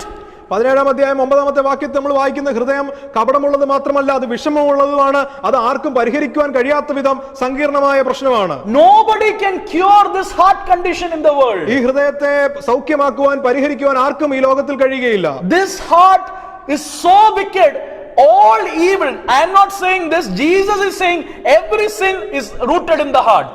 ഞാൻ പറയുകയല്ല, യേശു തന്നെ പറയുകയാണ്, സകല പാപവും സകല ദുഷ്ടതയും ഹൃദയത്തിൽ നിന്നാണ് കടന്നു വരുന്നത്. Not only that, it is beyond cure. Even if we want cure, we are not able to understand. How can we have cure without knowing the disease? The third thing that Jeremiah says is, Who can understand it? ഇത് പരിഹരിക്കുവാൻ കഴിയില്ലെന്ന് മാത്രമല്ല അത് തിരിച്ചറിയുവാൻ കഴിയുന്നില്ല എന്നുള്ളത് കൂടെയാണ് പ്രശ്നത്തെ സങ്കീർണമാക്കുന്നത്. ഇവിടെ ഇരമ്യാവ് പറയുകയാണ്, അത് ആരാഞ്ഞറിയുന്നവൻ ആരാണ്? That is the most shocking thing, my young friends. അത് വളരെ ഞെട്ടലുളവാക്കുന്ന ഒരു കാര്യമാണ്. You cannot understand what is really going in your heart fully. നമുക്ക് നമ്മുടെ ഹൃദയത്തിൽ എന്താണ് സംഭവിക്കുന്നതെന്ന്, വാസ്തവമായി എന്താണ് സംഭവിക്കുന്നതെന്ന് തിരിച്ചറിയാൻ പോലും കഴിയുകയില്ല എന്നുള്ളതാണ്. A man of God once said about this verse like this. ഒരു ദൈവമനുഷ്യൻ ഈ വാക്യത്തെ കുറിച്ച് ഒരു പ്രാവശ്യം ഇങ്ങനെ പറഞ്ഞു, You are looking into the bottom of a volcano, ഒരു അഗ്നിപർവ്വതത്തിന്റെ ചുവട്ടിലേക്ക് നമ്മൾ നോക്കുമ്പോൾ, but because of the smoke you cannot see anything. ആ പുകപടലങ്ങൾ കാരണം നമുക്കൊന്നും കാണാനായിട്ട് കഴിയുന്നില്ല. Like this volcano, our heart is a volcano of sin, but we don't know because we cannot see it. We cannot see ourselves in the mirror. ഇതുപോലെ തന്നെ നമ്മുടെ ഹൃദയം പാപത്തിന്റെ ഒരു അഗ്നിപർവ്വതമാണ്, എന്നാൽ അതിനെ വാസ്തവമായി കാണുവാൻ, തിരിച്ചറിയുവാൻ നമുക്ക് കഴിയുന്നില്ല. Look at verse 10. I, the Lord, search the heart and examines the mind. ഇവിടെ 10ാമത്തെ വാക്യം നോക്കുക, യഹോവയായ ഞാൻ ഹൃദയത്തെ ശോധന ചെയ്തു, അന്തരങ്ങളെ പരീക്ഷിക്കുന്നു. We cannot know the real condition of our heart. That is why God himself knows our hearts and he is revealing in the word of God, this is the condition of your heart. Believe it or not, this is how your heart looks. നമുക്ക് നമ്മുടെ ഹൃദയത്തെ ആരാഞ്ഞറിയുവാൻ, നമ്മുടെ ഹൃദയത്തിന്റെ യഥാർത്ഥ അവസ്ഥ തിരിച്ചറിയുവാൻ കഴിയാത്തത് കൊണ്ട് യഹോവയായ ദൈവം നമ്മുടെ ഹൃദയത്തെ പരീക്ഷിച്ച് ശോധന ചെയ്തിട്ട് നമ്മളോട് പറയുകയാണ്, ഇതാണ് നമ്മുടെ ഹൃദയത്തിന്റെ യഥാർത്ഥമായ അവസ്ഥ. I, the Lord, not only looks at your heart, I am searching your heart. I know every nook and corner. I know every thought, every desire, every intention, everything that is there. I know it. ഞാൻ ഹൃദയത്തെ കേവലം നോക്കുക മാത്രമല്ല, ഞാൻ അതിനെ നന്നായി പരിശോധിച്ച് അതിന്റെ മുക്കും മൂലയും പരിശോധിച്ച് അതിനകത്തെ ചിന്തകൾ, വിചാരങ്ങൾ, വികാരങ്ങളൊക്കെ തിരിച്ചറിയുകയാണ്. When you are hearing this word, you will say, my heart is not like that. I am a good person. ഒരുപക്ഷെ ഇത് കേൾക്കുമ്പോൾ നമ്മൾ ചിലർ ചിന്തിക്കും, ഞാൻ അങ്ങനെയുള്ള ഒരു വ്യക്തിയല്ല, ഞാൻ വളരെ നല്ല വ്യക്തിയാണ്. I go to Sunday school, I go to the youth meeting, I am active in the church, I do that, I do this. This is not about my heart. Sunday സ്കൂളിലും യുവജന മീറ്റിംഗിലും സഭായോഗത്തിലും ഒക്കെ ഞാൻ വളരെ സജീവമാണ്. ഇത് എന്റെ ഹൃദയത്തെ കുറിച്ചല്ല, എന്റെ ഹൃദയം ഇങ്ങനെയല്ല എന്ന് നമ്മൾ പറഞ്ഞേക്കാം. But tonight God is speaking to you. I, the Lord, search it. I know the real condition. Listen to me. Don't listen to your heart. ഇന്ന് ദൈവം നമ്മളോട് എന്നാൽ പറയുകയാണ്, ഞാൻ നിങ്ങളുടെ ഹൃദയത്തെ ശോധന ചെയ്ത് ഹൃദയത്തെ പരിശോധിച്ചുകൊണ്ട് ഞാൻ നിങ്ങളോട് പറയുകയാണ്, ഞാൻ പറയുന്നത് നിങ്ങൾ കേൾക്കുക, നിങ്ങളുടെ ഹൃദയം പറയുന്നത് കേൾക്കരുത്. In Hindi we say, apni man ki baat sun. ഹൃദയം പറയുന്നത് കേൾക്കുക എന്ന് ഹിന്ദിയിൽ പറയും. Our Prime Minister Modi has a radio show, Man Ki Baat. നമ്മുടെ പ്രൈം മിനിസ്റ്റർ മോഡിക്ക് ഒരു റേഡിയോ പ്രോഗ്രാം ഉണ്ട്, മൻ കി ബാത്ത് എന്നാണ് പറയുന്നത്. As a preacher of God's word, let me say, apni man ki baat mat sun. Don't listen to your heart. ഒരു ദൈവവചനത്തിന്റെ ശുശ്രൂഷ എന്ന നിലയിൽ ഞാൻ പറയട്ടെ, നിങ്ങളുടെ മനസ്സ് പറയുന്നത്, ഹൃദയം പറയുന്നത് കേൾക്കാതിരിക്കുക. Listen to what God says about the real condition. He is the great physician. He is the doctor. He has the diagnosis. Here is the report. Look at your heart report. നമ്മുടെ ഹൃദയം പറയുന്നത് കേൾക്കാതെ ദൈവത്തിന്റെ വചനം പറയുന്നത് ദൈവം പറയുന്നത് നമ്മൾ കേൾക്കുക. അവനാണ് മഹാനായ വൈദ്യൻ, അവന്റെ കയ്യിലാണ് യഥാർത്ഥത്തിലുള്ള നമ്മുടെ പരിശോധനാ ഫലമുള്ളത്. അവൻ പറയുന്നത് നമ്മുടെ ഹൃദയം കപടം നിറഞ്ഞതാണെന്നുള്ളത്. He does not search sometimes, he is continuously searching it. I am always looking at your heart. Searching your heart. ദൈവം നമ്മുടെ ഹൃദയത്തെ പരിശോധിക്കുന്നത് വല്ലപ്പോഴും ഇടയ്ക്കിടയ്ക്കോ അല്ല, അവൻ സദാ നമ്മുടെ ഹൃദയത്തെ പരിശോധിച്ചുകൊണ്ടിരിക്കുകയാണ്. And he is going to reward according to the deeds that comes from our heart. നമ്മുടെ ഹൃദയത്തിൽ നിന്ന് വരുന്ന പ്രവൃത്തികൾക്ക് തുല്യമായാണ് അവൻ നമുക്ക് പ്രതിഫലം നൽകാൻ പോകുന്നത്. Young people, you must be terrified before these words of the Lord. പ്രിയമുള്ളവരെ, നിങ്ങൾ ഈ വചനങ്ങൾക്ക് മുൻപാകെ ദൈവത്തെ ഭയപ്പെട്ടേക്കാം. I pray that these words take away your sleep. ഞാൻ പ്രാർത്ഥിക്കുകയാണ്, ഈ വാക്കുകൾ നിങ്ങളുടെ ഉറക്കം കെടുത്തട്ടെ. I don't know my heart. I think my heart is okay, but the great physician is saying your heart is beyond cure. Your heart is the most deceitful thing in the world. I cannot believe this, but I take you at your word.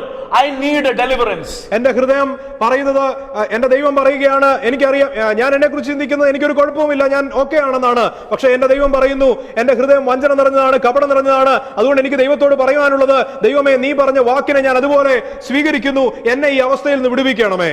We are trying to follow this deceitful heart in a path which leads to destruction.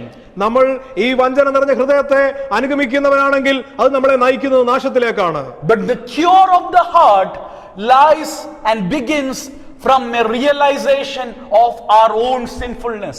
നമ്മുടെ പാപത്തിന്റെ യഥാർത്ഥ അവസ്ഥയെ തിരിച്ചറിയുമ്പോഴാണ് ഈ ഹൃദയത്തിനുള്ള യഥാർത്ഥത്തിലുള്ള സൗഖ്യം, അതിനുള്ള പരിഹാരം സംഭവിക്കുന്നത്. A true Christian is a person who has realized and understood the true condition of his or her heart.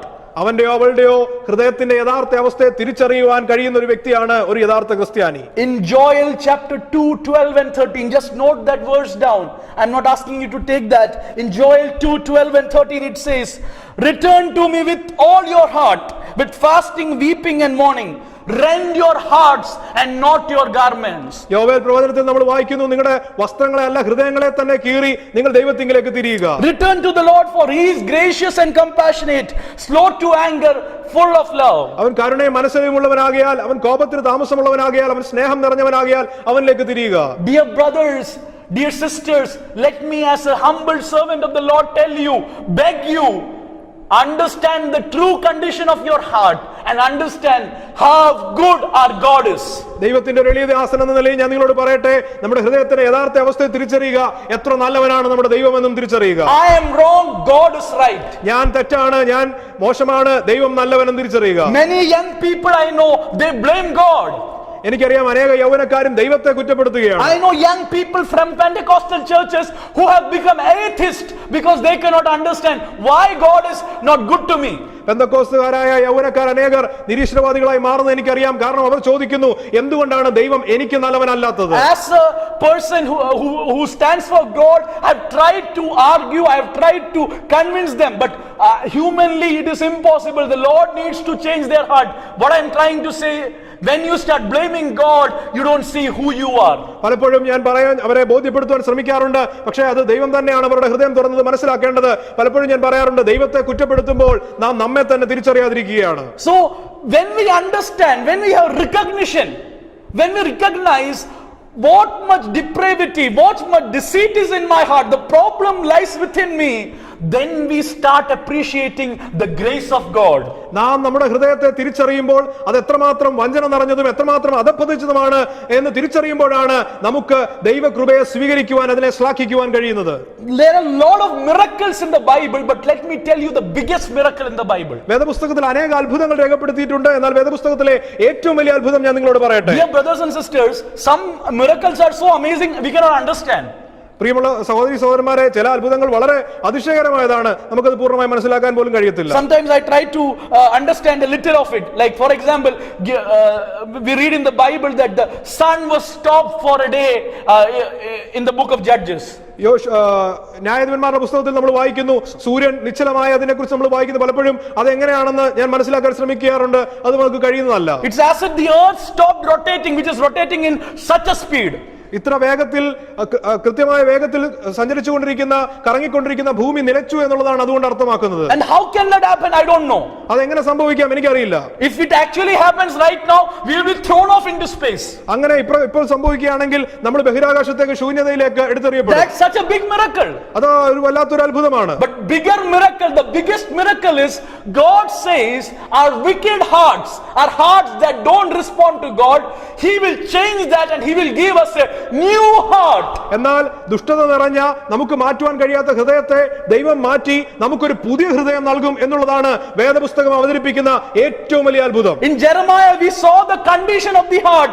In the same prophetic book Jeremiah 24:7 we say, I will give them a heart to know me. യിരെമ്യാവിന്റെ പുസ്തകത്തിൽ നമ്മൾ ഹൃദയത്തിന്റെ യഥാർത്ഥ അവസ്ഥയെ കുറിച്ച് കണ്ടു. അതേ പുസ്തകത്തിൽ തന്നെ 24-ാം അധ്യായത്തിൽ നമ്മൾ കാണുന്നു, ഞാൻ അവർക്ക് പുതിയൊരു ഹൃദയം, എന്നെ അറിയുവാൻ തക്കവണ്ണം ഞാൻ അവർക്ക് പുതിയൊരു ഹൃദയം കൊടുക്കും. I will remove the heart of stone and I will give you a heart of flesh. ഞാൻ നിങ്ങൾക്ക് പാറയായുള്ള ഹൃദയം നിങ്ങൾ നീക്കി മാംസമായ ഒരു ഹൃദയം നിങ്ങൾക്ക് നൽകും. Young people, right now let me tell you, this is the biggest miracle that can happen to a person. പ്രിയ യൗവനക്കാരെ, ഒരു വ്യക്തിയിൽ സംഭവിക്കാവുന്ന ഏറ്റവും വലിയ അത്ഭുതം ഇതാണ്. We may see what is the heart of stone, heart of flesh. I'll just tell one difference. ഈ ഹൃദയം തമ്മിലുള്ള വ്യത്യാസം എന്താണ്? മാംസമായ ഹൃദയവും കല്ലായുള്ള ഹൃദയവും തമ്മിലുള്ള വ്യത്യാസം എന്താണ് നമുക്ക് ചിന്തിച്ചേക്കാം. ഞാനൊരു ഉദാഹരണം നിങ്ങളോട് പറയാം. Not many of us have seen a real human heart. Maybe in the medical profession you may have touched a human heart. ഒരുപക്ഷെ മെഡിക്കൽ പ്രൊഫഷനിൽ ഉണ്ടായിരിക്കുന്നവർ ഒരു മാനുഷിക ഹൃദയം തൊട്ടിട്ടുണ്ടായിരിക്കാം. അതിൽ അധികം പേര് അത് കണ്ടിട്ടുണ്ടാവാൻ സാധ്യതയില്ല. The biggest quality of a fleshly heart is it responds to touch, it responds back, it hits back, it beats. ഒരു മാനുഷിക ഹൃദയത്തിന്റെ പ്രത്യേകത എന്നുള്ളത് അത് സ്പർശനത്തോട് പ്രതികരിക്കും. ഒന്ന് സ്പർശിച്ചു കഴിഞ്ഞാൽ അത് തിരിച്ച് അത് ഹൃദയം മിടിക്കുവാനായിട്ട് ഇടയാകും. What's a heart of flesh? It is a heart that responds to God. മാംസളമായ ഹൃദയം എന്നുള്ളതിന്റെ കൊണ്ട് അർത്ഥമാക്കുന്നത് ദൈവത്തോട് പ്രതികരിക്കുന്ന ഒരു ഹൃദയം. What is a heart of stone? It can never respond to God. കല്ലായുള്ള ഹൃദയം എന്ന് പറഞ്ഞു കഴിഞ്ഞാൽ ദൈവത്തോട് ഒരിക്കലും പ്രതികരിക്കാനാകാത്ത ഹൃദയം എന്നാണ് അർത്ഥമാക്കുന്നത്. This evening you are listening to so many messages. You may have attended all the youth impact.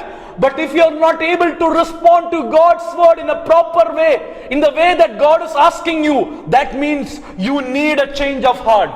ഇന്ന് നമ്മൾ മെസ്സേജ് കേട്ടുകൊണ്ടിരിക്കുകയാണ്. ഒരു പക്ഷേ യൂത്ത് ഇമ്പാക്റ്റിന്റെ എല്ലാ മീറ്റിങ്ങുകളും നമ്മൾ അറ്റൻഡ് ചെയ്തിട്ടുണ്ടാകും. എന്നാൽ ദൈവത്തോട് പ്രതികരിക്കാൻ നമുക്ക് കഴിയുന്നില്ലെങ്കിൽ ഇന്ന് അതുകൊണ്ട് അർത്ഥമാക്കുന്നത് നമ്മുടെ ഹൃദയത്തിൽ ഒരു മാറ്റം ആവശ്യമാണെന്നുള്ളതാണ്. That only comes when we have a conviction of our sin.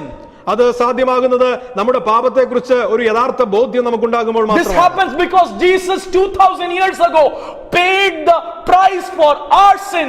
He took the punishment of our depravity upon him, and he is ready to forgive us and give us a new heart and make us a new creation. നമ്മുടെ എല്ലാ പാപത്തിന്റെയും നമ്മുടെ അധപതിച്ച അവസ്ഥയുടെയും കുറ്റമേറ്റുകൊണ്ട് 2000 വർഷങ്ങൾക്ക് മുൻപ് യേശുക്രിസ്തു നമുക്ക് പകരമായിട്ട് മരിച്ചതുകൊണ്ടാണ് നമുക്കൊരു പുതിയ ഹൃദയം നൽകുവാൻ അവൻ കഴിയുന്നത്. The sure sign of having received a new heart from Jesus is the realization of our true depravity. നമ്മുടെ അധപതിച്ച അവസ്ഥയെക്കുറിച്ചുള്ള ഒരു യഥാർത്ഥമായ തിരിച്ചറിവാണ് അവനിൽ നിന്ന് ഈ പുതിയ ഹൃദയം സ്വീകരിക്കുവാനുള്ള നമ്മുടെ യോഗ്യത എന്ന് പറയുന്നത്. Like Pastor Joe told in the introduction, the litmus test of a Christian is how much he is able to appreciate the grace of God. Jo Thomas pastor തുടക്കത്തിൽ ആമുഖമായി പറഞ്ഞതുപോലെ ഒരുവൻ ക്രിസ്ത്യാനിയാണെന്നുള്ളതിന്റെ ലിറ്റ്മസ് പരിശോധന എന്ന് പറയുന്നത് എത്രമാത്രം അവന് ദൈവകൃപയെ സ്വീകരിക്കുവാൻ ആസ്വദിക്കുവാൻ കഴിയുമെന്നുള്ളതാണ്. To really recognize the grace of God, we must have a deep conviction of sin. ദൈവകൃപയെ യഥാർത്ഥമായി തിരിച്ചറിയാൻ നമുക്ക് കഴിയണമെങ്കിൽ വളരെ ആഴത്തിലുള്ള ഒരു ബോധ്യം നമുക്ക് നമ്മുടെ പാപത്തിന്റെ അവസ്ഥയെക്കുറിച്ച് ഉണ്ടാകണം. I know my time is running very quickly, but I want to introduce to you a man of God that has impacted me very much. എന്നെ സ്വാധീനിച്ച ഒരു വ്യക്തിയെക്കുറിച്ച് കൂടെ ഞാൻ നിങ്ങളോട് പറയുവാൻ In ആഗ്രഹിക്കുകയാണ്. 19th century there lived a man called Robert Murray McCheyne. Robert Murray McCheyne എന്നുള്ള ഒരു വ്യക്തി 19ാം നൂറ്റാണ്ടിൽ ജീവിച്ചിരുന്നു. He just lived for 30 years. He was born in 1813 and he died in 1843. Just 3 decades, that is his lifespan. കേവലം 3 പതിറ്റാണ്ടുകൾ മാത്രമായിരുന്നു തന്റെ ആയുസ്. He did his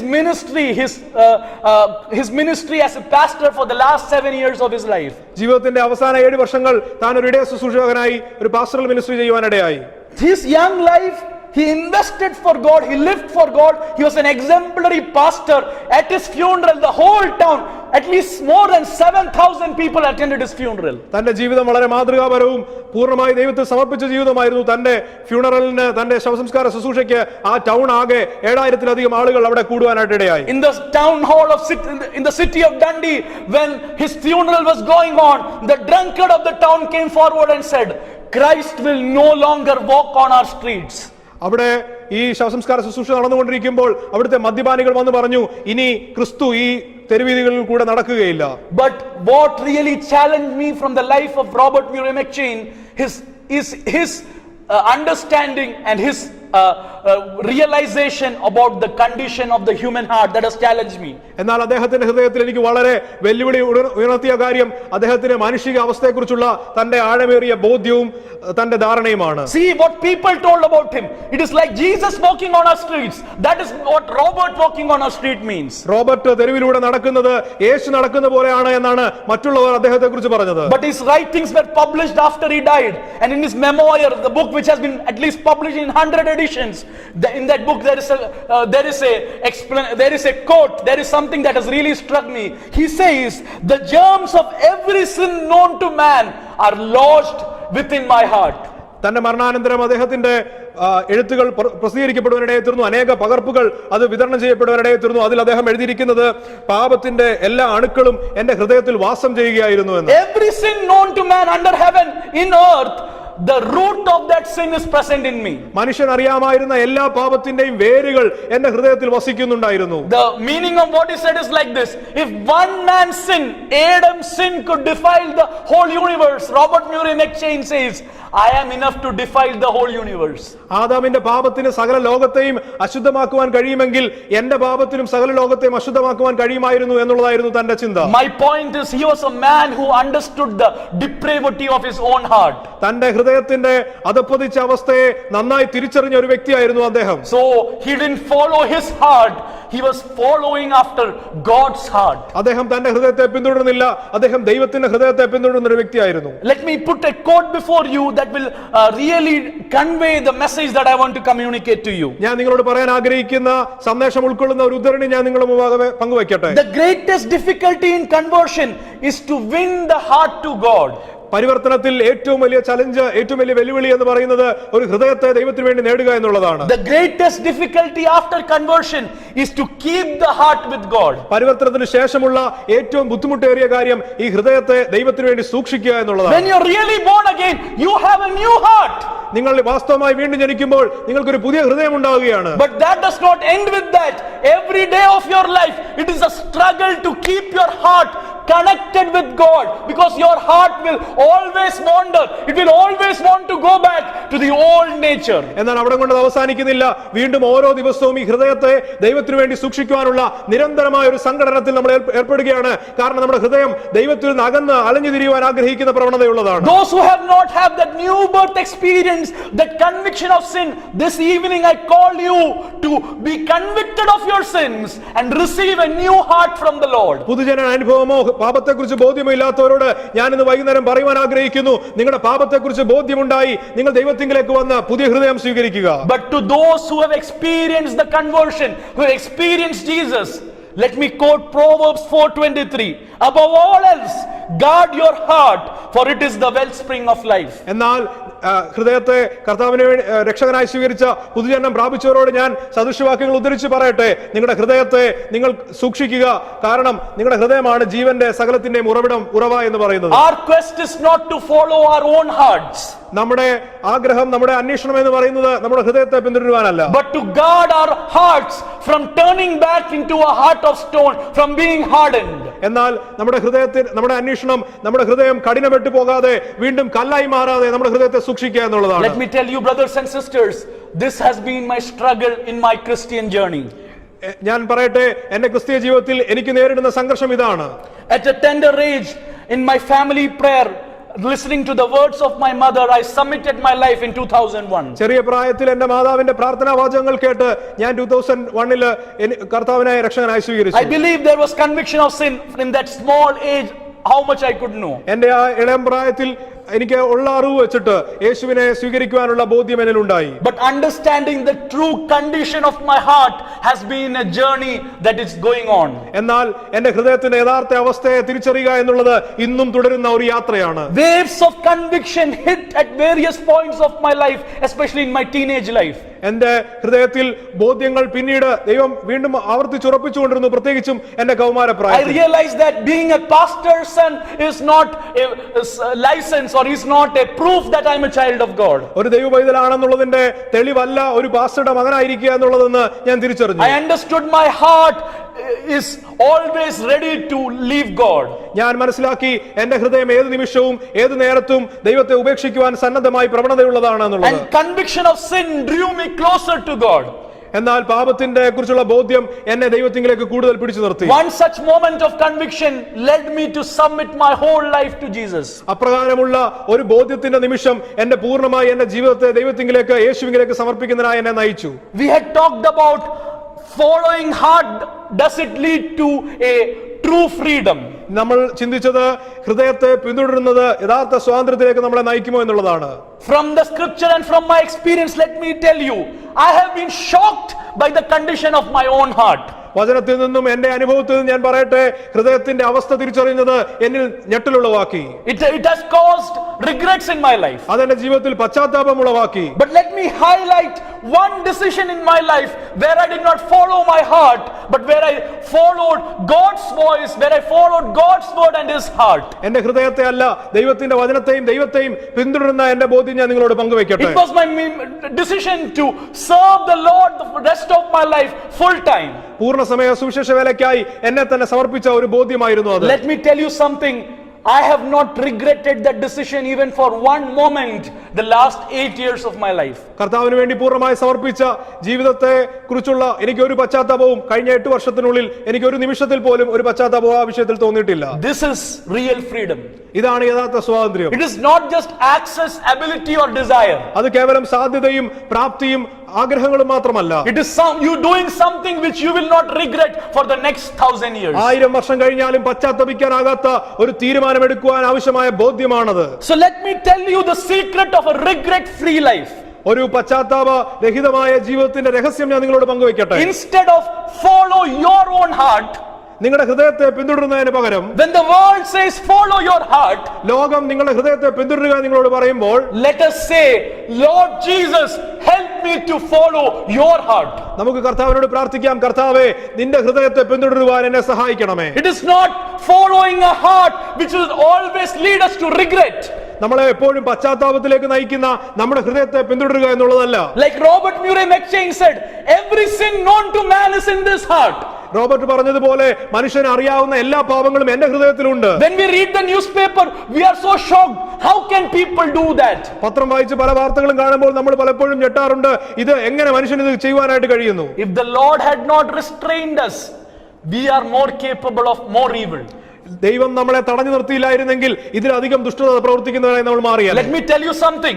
Hitler would look like an innocent boy if the real monster within us, real nature within us was unleashed. നമ്മുടെ അകത്തുള്ള യഥാർത്ഥ രൂപം, യഥാർത്ഥ ഭീകരമായ അവസ്ഥ പുറത്ത് ആയിരുന്നെങ്കിൽ അത് ഹിറ്റ്ലർ പോലും ഒരു നിഷ്കളങ്കായ വ്യക്തിയായി കാണപ്പെട്ടേനെ. Our heart is desperately wicked. It is beyond all deception. നമ്മുടെ ഹൃദയം പരിതാപകരമായി ദുഷ്ടത നിറഞ്ഞതാണ്. അത് എല്ലാ ചതിയിലും അപ്പുറമായിട്ടുള്ളതാണ്. God gives us a new heart that has the ability to know God's heart. ദൈവം നമുക്ക് നൽകിയിരിക്കുന്ന പുതിയ ഹൃദയം ദൈവത്തിന്റെ ഹൃദയത്തെ അറിയുവാൻ തക്കവണ്ണം പ്രാപ്തിയുള്ളതാണ്. If we don't deliberately decide that I will follow God's heart, we will go back to the old heart.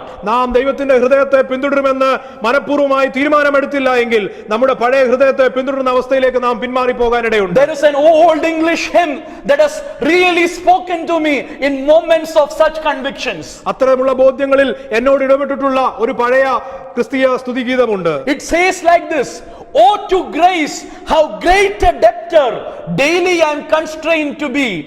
Let thy goodness like a fetter bind my wandering heart to thee."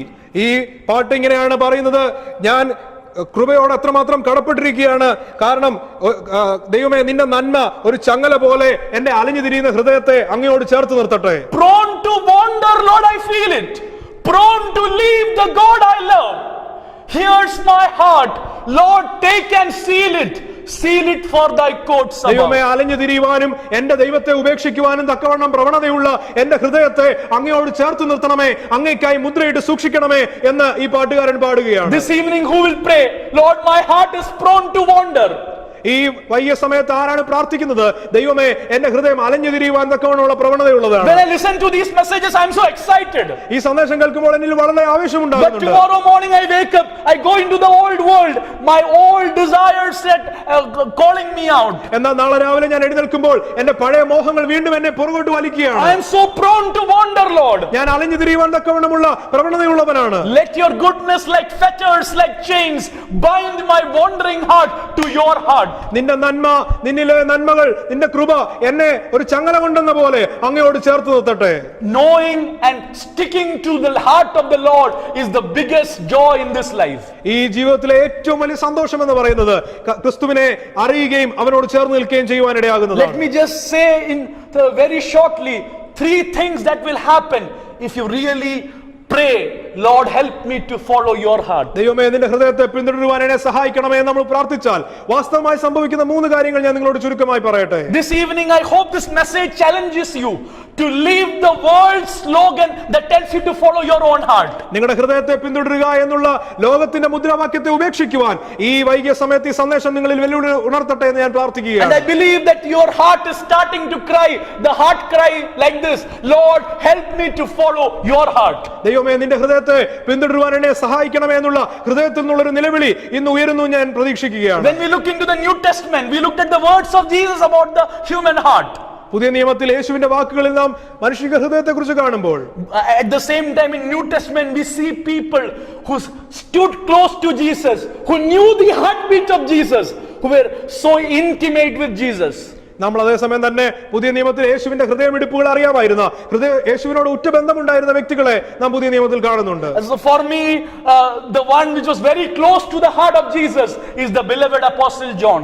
അതിലൊരാൾ യേശുവിന്റെ പ്രിയ ശിഷ്യനായിരുന്ന യോഹന്നാൻ അപ്പോസ്തലനാണ്. When we look at John's gospel we read frequently the disciple whom Jesus loved the most. ആ സുവിശേഷം വായിക്കുമ്പോൾ നമ്മൾ ആവർത്തിച്ച് കാണുന്നുണ്ട് യേശു ഏറ്റവും സ്നേഹിച്ച ശിഷ്യൻ. I thought this was in all the gospels, then I realized it was only in John's gospel. ഞാൻ വിചാരിച്ചത് എല്ലാ സുവിശേഷത്തിലും ഉണ്ട്, എന്നാൽ യോഹന്നാന്റെ സുവിശേഷത്തിൽ മാത്രമാണ് അങ്ങനെ കാണുന്നത്. Then I understood John is speaking about himself.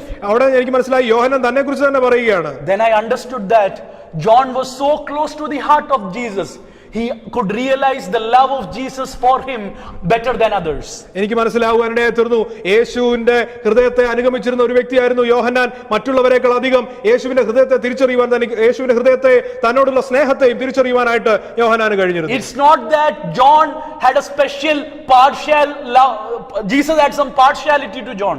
യേശുവിന് എന്തെങ്കിലും പക്ഷപാതപരമായ അടുപ്പം യോഹന്നാനോട് ഉണ്ടായിരുന്നു എന്നല്ല അതിന് അർത്ഥമാകുന്നത്. But more than others he could taste the love of Jesus, so he said, I am the disciple that Jesus loved the most. എന്നാൽ മറ്റുള്ളവരെക്കാൾ അധികമായി യേശുവിന്റെ സ്നേഹം ആസ്വദിക്കാൻ കഴിഞ്ഞതുകൊണ്ട് യോഹന്നാൻ തന്നെ പരിചയപ്പെടുത്തുന്നത് യേശു ഏറ്റവും സ്നേഹിച്ച ശിഷ്യൻ എന്നാണ്. If you follow after the heart of Jesus, one thing that will happen is you will realize that the love of Jesus, the love that God has for you is so deep.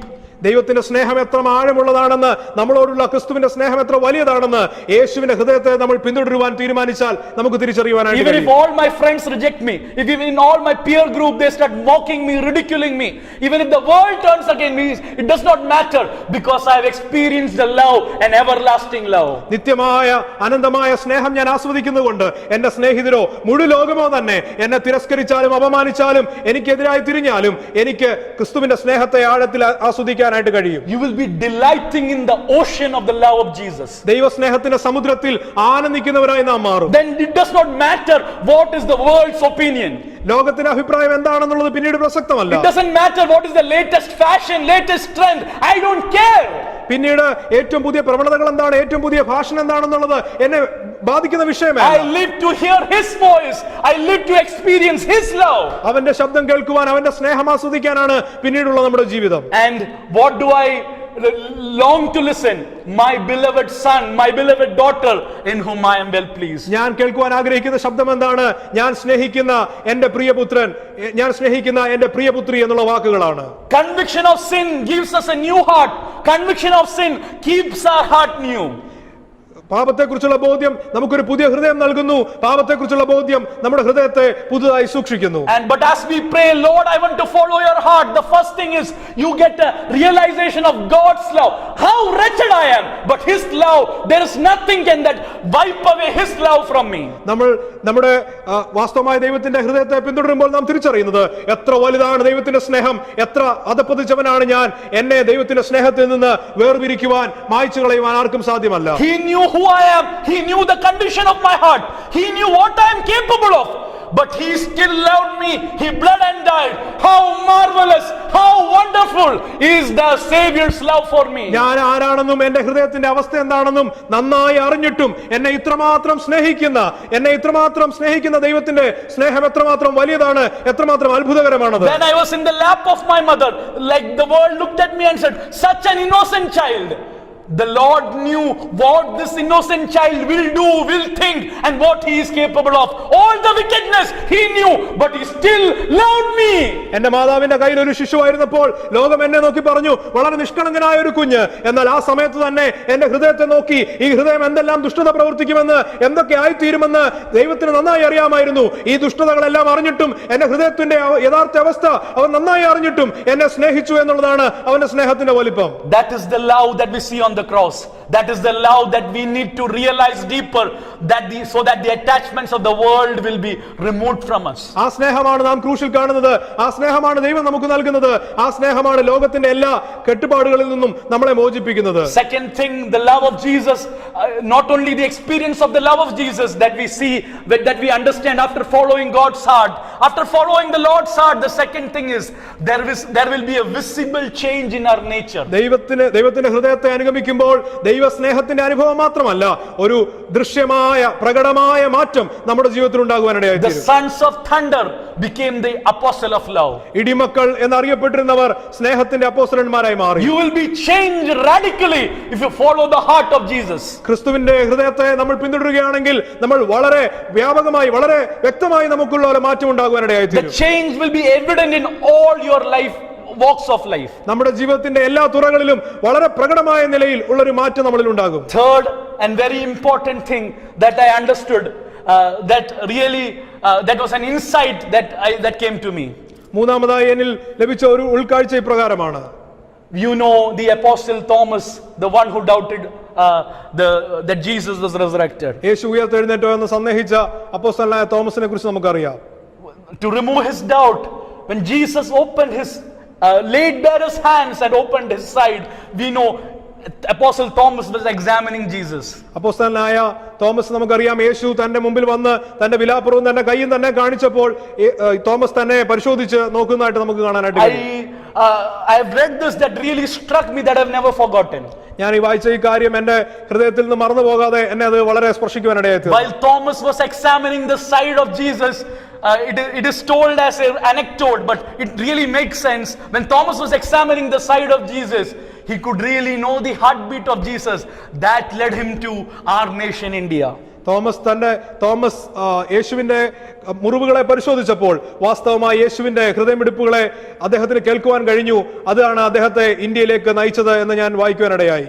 Let me tell you, brothers and sisters, if you follow the heart of Jesus, like Brother Toms reminded us, you will know what is God's grand plan about the world, and you will know what is your role in God's grand plan. Brother Toms നമ്മളെ ഓർമ്മിപ്പിച്ചതുപോലെ ദൈവത്തിന് ലോകത്തെക്കുറിച്ചുള്ള പദ്ധതി എന്താണെന്നും ആ പദ്ധതിയിൽ നമ്മുടെ part എന്താണ്, നമ്മുടെ ഭാഗം എന്താണെന്നുള്ളതും നാം ദൈവത്തിന്റെ ഹൃദയത്തെ പിന്തുടരുകയാണെങ്കിൽ നമുക്ക് തിരിച്ചറിയാനായിട്ട് കഴിയും. Let me bring a conclusion to my words. എന്റെ വാക്കുകൾ ഞാൻ ഇവിടെ ഉപസംഹരിക്കട്ടെ.